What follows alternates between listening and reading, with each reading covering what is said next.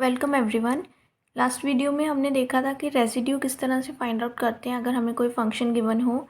And in this video will move one step further and will see how to find the integral using residue theorem.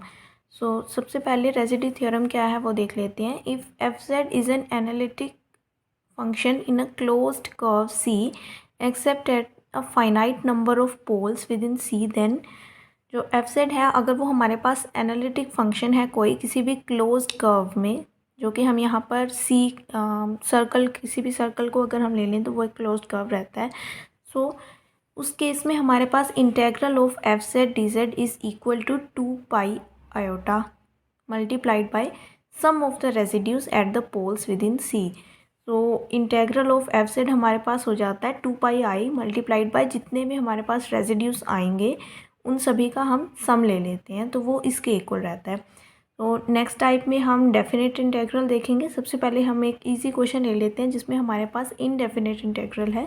So the question is integral, this is a closed integral, यहाँ पर हमने C के साथ इसको लिखा है e to z plus z square d z divided by z minus 1/5। और z जो है वो उसकी वैल्यू है हमारे पास 2, मीनिंग कि जो z है वो 2 के -2 से +2 के बीच बीच में आना चाहिए।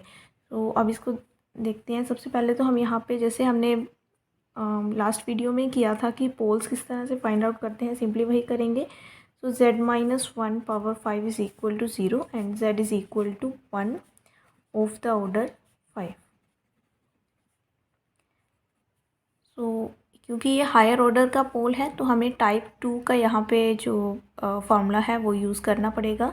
सो residue at 1 is equal to limit z tends to 1/n-1। So n-1, n यहाँ पर 5 है, ये जो ऑर्डर है वो 5 है। सो n-1 हमारे पास हो जाएगा 4 फैक्टोरियल एंड dn-1 होता था dz(n-1), सो यहाँ पे भी 4 आ जाएगा, यहाँ पे भी 4 आ जाएगा, मीनिंग 4 टाइम्स हमें डिफ्रेंशिएशन करनी पड़ेगी।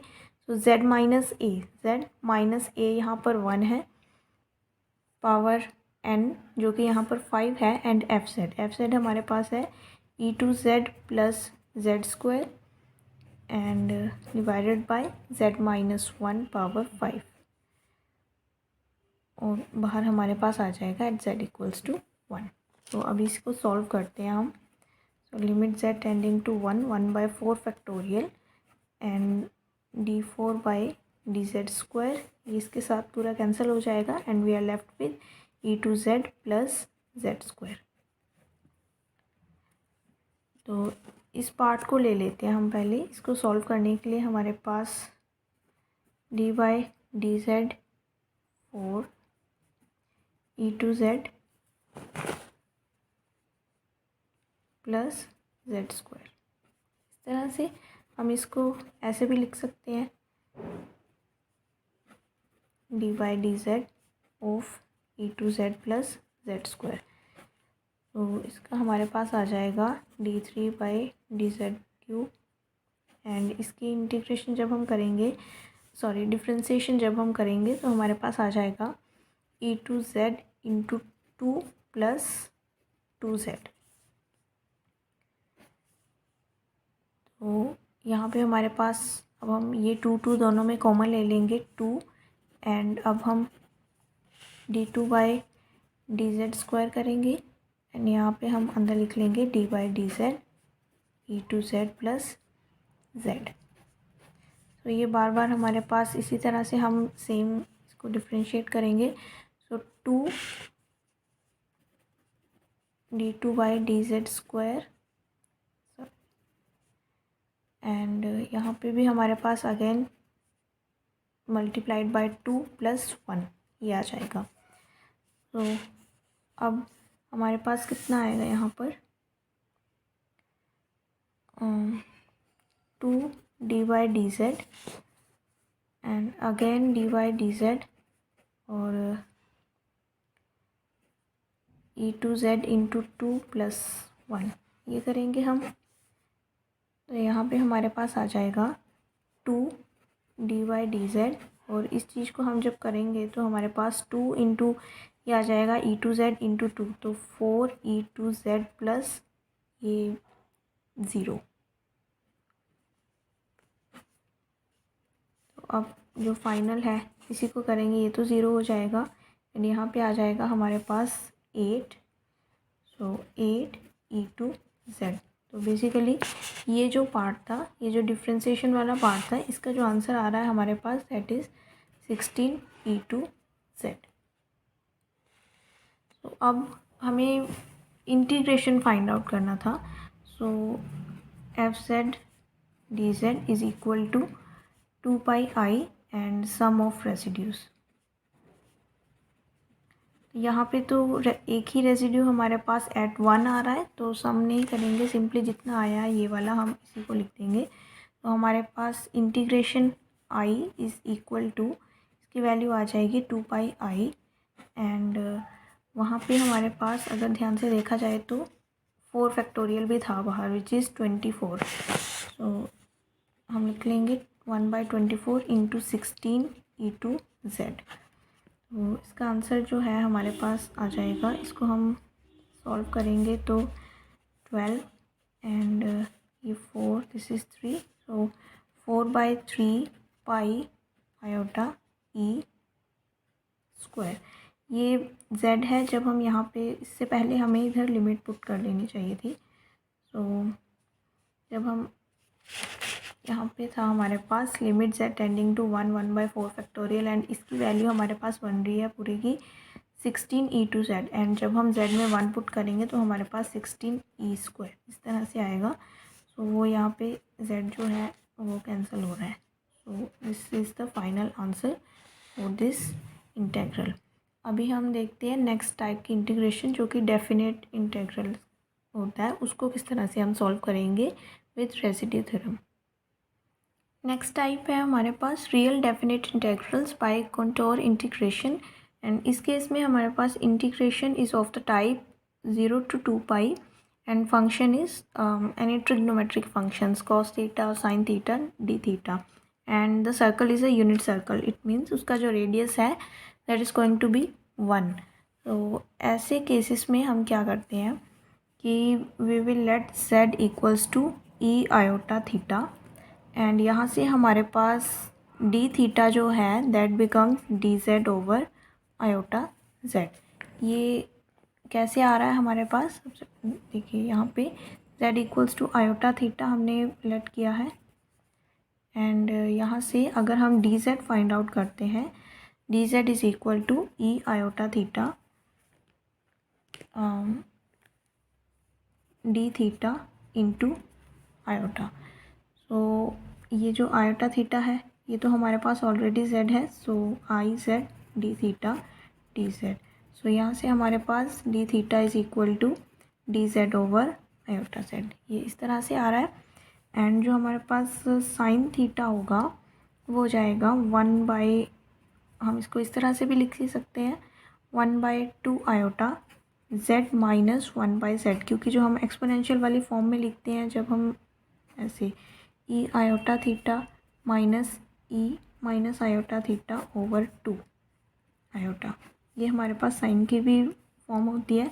और उसी तरह से अगर कॉस थीटा की बात करें तो वो हम लिख लेंगे 1/2 z प्लस 1/z। तो इस तरह से हम इन क्वेश्चंस को सॉल्व करते हैं। अभी ये क्वेश्चन देख लेते हैं, फिर ये थोड़ा अंडरस्टैंडिंग के लिए इजी हो जाएगा कि किस तरह से इस चीज़ को अप्लाई करना है हमें। दिस इज़ द क्वेश्चन जहाँ पे हमें डेफिनेट इंटेग्रल गिवन है और हमें इंटीग्रेशन की वैल्यू फाइंड आउट करनी है। तो इसको स्टार्ट करते हैं। 0 to 2π डी थीटा 5 - 3 और कॉस थीटा को हम लिख सकते हैं ई आयोटा थीटा प्लस ई माइनस आयोटा थीटा ओवर 2, इस तरह से हम लिख सकते हैं। एंड इसको जब हम z की फॉर्म में अगर लिखना चाहें तो ये बन जाएगा हमारे पास 0 to 2π, यहाँ पे डी थीटा हमारे पास होता है, हमने पहले देखा था d theta is equal to d z over iota z. उसको भी लिखेंगे, सबसे पहले हम यहाँ पे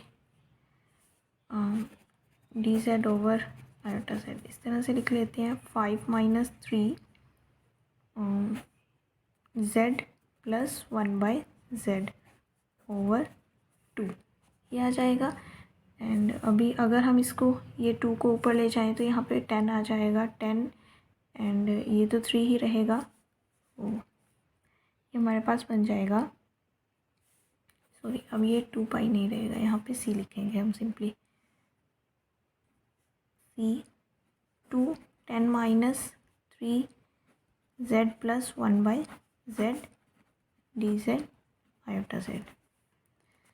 तो अब इसको अगर सॉल्व करेंगे तो यहाँ पे हमारे पास आयोटा को बाहर निकलेंगे 1/आयोटा and 2 dz 10z minus 3z square, ये भी एलसीएम ले रहे हैं एंड ये वाला और ये वाला जो कैंसिल हो जाएगा यहाँ पे हमारे पास, और ये जो z है ये इधर मल्टीप्लाई हो जाएगा, तो 3z स्क्वायर माइनस 3। अब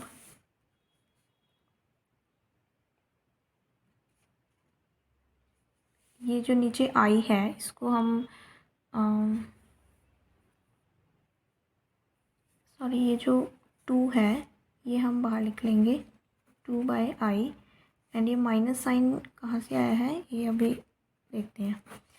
ये जो माइनस साइन है क्योंकि हमें अभी पोल्स भी निकालने हैं, रेजिड्यू निकालना है सारा, जैसे हम पहले लास्ट वीडियो में किया था, सारा प्रोसेस वही चलेगा। इसके लिए मैं यहाँ से माइनस बाहर ले रही हूँ, तो ये माइनस इधर शिफ्ट हो रहा है, then 3z square minus 10z plus 3 ये इतना आ जाएगा।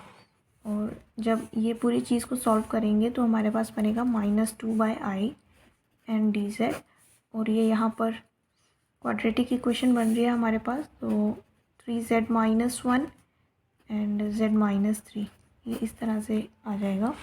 और अभी इन दोनों को लेके हमें पोल्स फाइंड आउट करने हैं, तो पोल्स जो है वो हमारे पास आ जाएंगे 3z minus 1 and z minus 3 equals to 0, तो z is equal to 1/3 and z is equal to 3।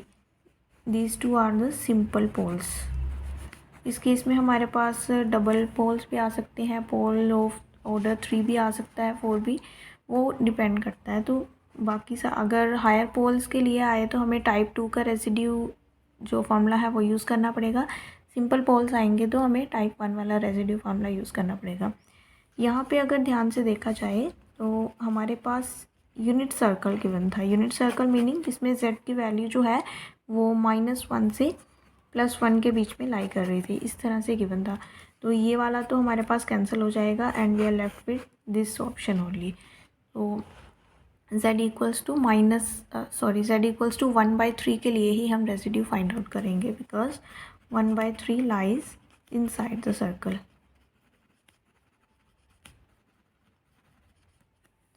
तो अभी इसके लिए रेसिड्यू देखते हैं।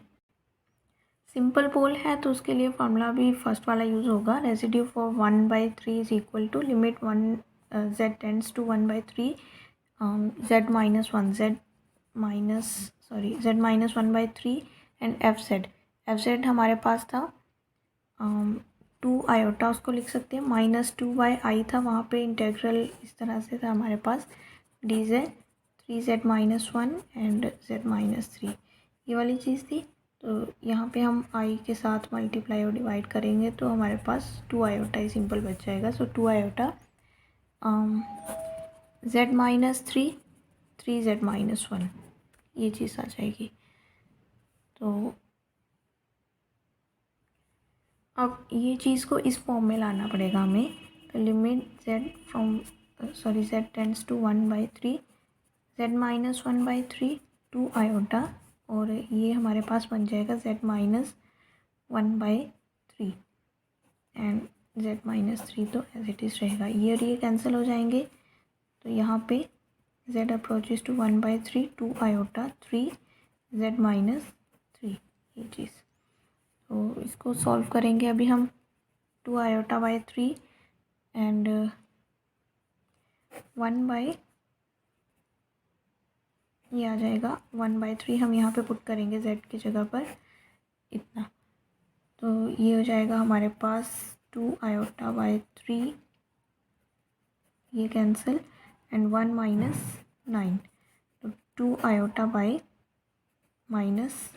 8। तो आंसर हमारे पास आएगा minus iota by 4 is the residue.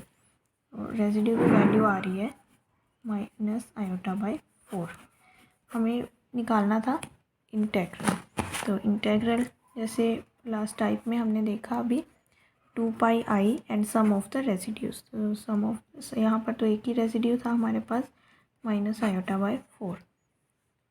तो ये हो जाएगा यहाँ से ये 2 और pi into sorry iota into iota -1 और -1 इंटू माइनस इज +1। तो आंसर हमारे पास आएगा π/2।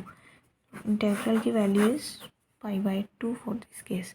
इसी तरह से हम बाकी क्वेश्चंस भी सॉल्व कर सकते हैं जो डेफिनेट इंटेग्रल के होंगे, जिसमें साइन और कॉस वाले फंक्शंस गिवन होंगे।